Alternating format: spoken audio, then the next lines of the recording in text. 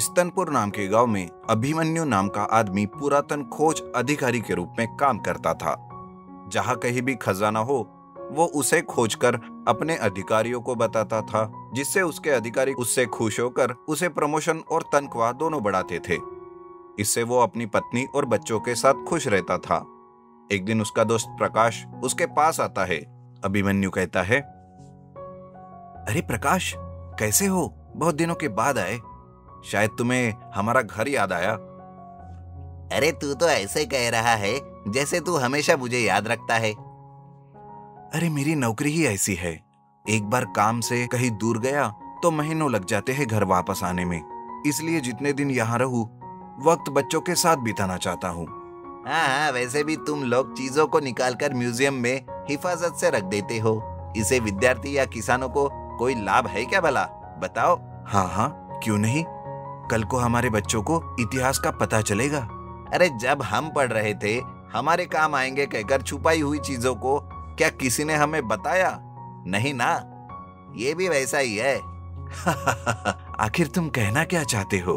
अरे तुम लोग जो पैसे खर्च कर रहे हो इन चीजों को खोजने में, अगर उसमें से थोड़ा बहुत भी गरीब किसानों को या गरीब विद्यार्थियों के लिए खर्च करते तो शायद लोगों को कुछ उपयोग होता, लेकिन ऐसा तो नहीं करोगे। क्या बात है प्रकाश, क्यों इतने उदास हो रहे हो? क्या बताओ यार, जहाँ कहीं भी देखो गरीब किसानों की आत्महत्याएं, भूखमरी और हाहाकार। जिसके पास पैसे है वो और पैसे कमा रहा है और जिसके पास नहीं है वो नीचे गिर रहा है। ऐसे लोगों के लिए कुछ करना होगा। क्या करना होगा बताओ? अगर उन पुरानी चीजों को खोजते वक्त अगर कोई पैसे देने वाली चीज मिल जाए तो उसे निकालकर पास में रखना। उससे हम सबकी तकदीर बदल देंगे। अरे लेकिन ये सब सीरियल और सिनेमा में ही संभव है, हकीकत में नहीं। दोनों थोड़ी देर बातें करते हैं। प्रकाश वहां से चला जाता है। उस दिन से शुरू हुई बारिश लगातार 10 दिनों तक पड़ी रही थी, जिसकी वजह से सारा जनजीवन एकदम से रुक जाता है।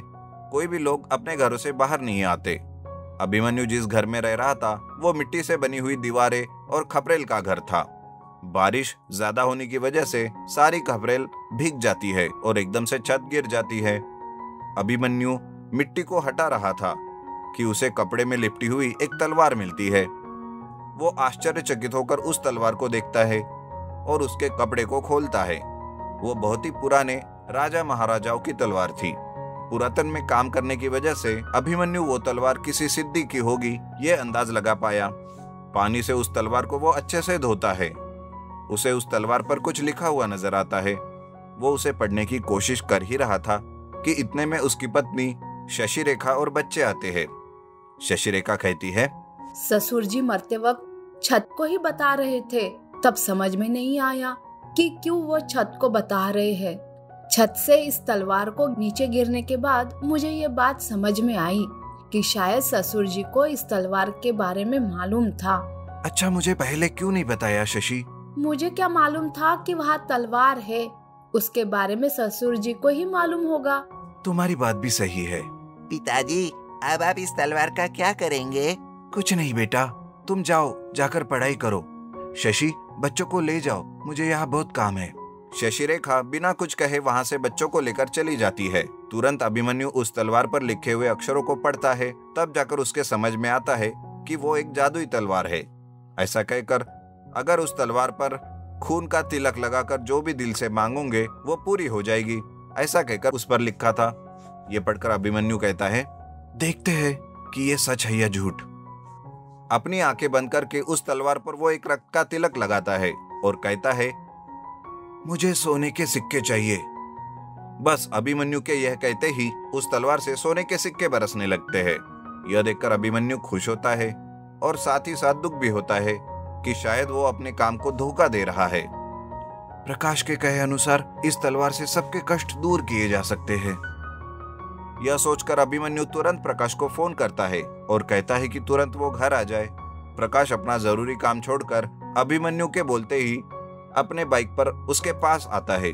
दोनों मिलकर एक कमरे में बैठते हैं। प्रकाश पूछता है, अरे क्या हुआ? अभी क्यों इतने जल्दी आने को कहा? अभिमन्यु बिना कुछ कहे उस चमकती तलवार को प्रकाश को देता है।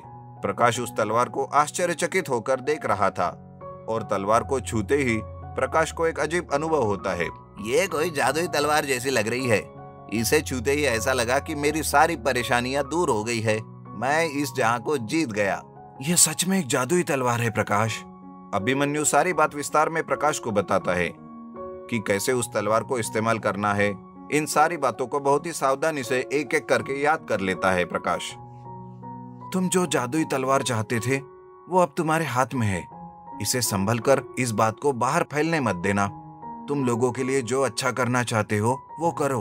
अगर किसी वजह से ये बात बाहर आ गई तो मुझे ही आकर इस जादुई तलवार को तुमसे लेना पड़ेगा। तुम टेंशन मत लो अभिमन्यु, ऐसा कभी नहीं होगा, मैं इसका ख्याल रखूंगा। यह कहकर वो जादुई तलवार लेकर अपने घर आता है और उस तलवार को पूजा मंदिर में रखकर रोज उसकी पूजा करता था और उससे आए पैसों से वो गरीब और जरूरतमंद लोगों की मदद करते हुए सबका प्यार पाता है। नागपुर नाम के शहर में गगन नाम का एक अनाथ लड़का रहता था। वो एक रेलवे स्टेशन पर ही छोटे से बड़ा हुआ था। जो कोई काम उसे मिलता वो करता और किसी दिन अगर काम नहीं मिलता तो मंदिर में जाकर प्रसाद खाता और अपना पेट भरता था। एक बार गगन काम की तलाश में बाहर निकलता है और कुछ दूर घूमने के बाद उसे एक औरत मटके पर रोटी बनाते हुई दिखती है। गगन सोचता है, अरे ये कैसी रोटी है जो मटके पर बन रही है, एक बार जाकर देखता हूँ। ऐसा सोचकर गगन उस औरत के पास जाता है और कहता है, माँ जी ये कैसी रोटी है जो इस मटके पर बनती है, क्या आप मुझे ये बनाना सिखाओगी? अरे हाँ हाँ बेटा, मैं तुम्हें ये मटका रोटी बनाना जरूर सिखाऊंगी। वैसे भी मुझे किसी की मदद की जरूरत ही थी। ठीक है माँ जी, मैं आज से ही काम करना शुरू करता हूँ। ऐसा कहकर गगन उस औरत के पास मटका रोटी बनाना सीखना चालू करता है। गगन रोज उस औरत के पास जाता और मटका रोटी बनाना सीखता। देखते ही देखते वो एक हफ्ते के अंदर ही मटका रोटी बनाना सीख लेता है। वो औरत कहती है, बेटा गगन, तुम इतने कम समय में बहुत ही अच्छा मटका रोटी बनाना सीख गए हो और मेरी मदद भी करते हो।